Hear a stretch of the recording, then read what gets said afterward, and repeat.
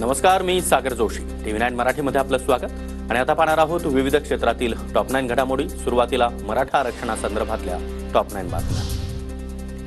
लाठीमारानंतर जरांगे घटनास्थळावरून निघून गेले, मात्र रोहित पवार आणि राजेश टोपे यांनी जरांगेंना उपोषणस्थळी पुन्हा बसवलं.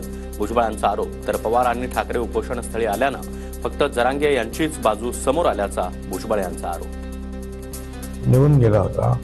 रात्री 2 वाजता राष्ट्रवादीचे 2 आमदार, एक स्थानिक आमदार आणि एक रोहित पवार यांची नावं पुढे आली आणि काय ना टोपे, राजेश टोपे, या दोघांनी त्याला परत आणून तिथे बसवला.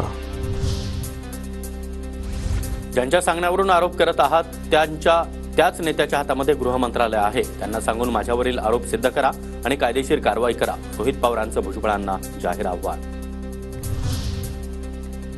भुजबळांना आलेला अनुभव त्यांनी सांगितला असेल. दगडफेकीवरील भुजबळांच्या आरोपांवर मुख्यमंत्री शिंदे यांची प्रतिक्रिया.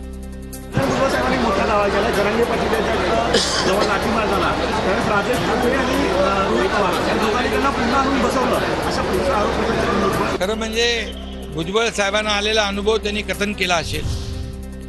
छगन भुजबळांनी म्हातारपणामध्ये दंगली घडवू नये. भुजबळ कामातून गेलेला माणूस. 100% फडणवीस दंगली घडवत आहे. मनोज जरांगे यांचा आरोप.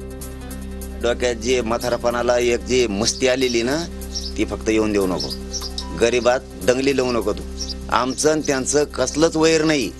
हो, गोरगरीब ओबीसीचं आमचं हे पाप मात्र तू करू नको, एवढं ध्यानात राहू दे. दंगली आम्ही घडवल्या म्हणतो, मग बीड कुणी झालं? आमदाराची घरं, कार्यालय कुणी पेटवली?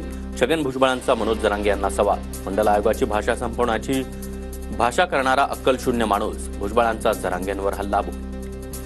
किती आहे? मंडल आयोग संपून टाकणार आणि त्याच मंडल आयोगाच्या आधारे आरक्षण द्या म्हणतोय. एवढा मोठा अक्कलवान आहे तो. काय अक्कल शून्य मनुष्य आहे. मराठ्यांची दगाफटका करू नका. मुख्यमंत्र्यांवर मराठ्यांचा विश्वास आहे. मुख्यमंत्र्यांनी मराठ्यांचा गेम करू नये, नाहीतर एकनाथ शिंदेंवर आमचा विश्वास राहणार नाही. मनोज जरांगेंचा इशारा. धाराशिवमध्ये मराठा आंदोलकांनी मुख्यमंत्री शिंदे यांचा ताफा अडवला. हैदराबाद गॅझेट लागू करण्याची मागणी. मराठा आंदोलकांकडून आरक्षणासाठी घोषणाबाजी. 16 सप्टेंबरला रात्री 12 पासून अन्यायाच्या विरोधामध्ये न्याय मिळवण्यासाठी आमरण उपोषण.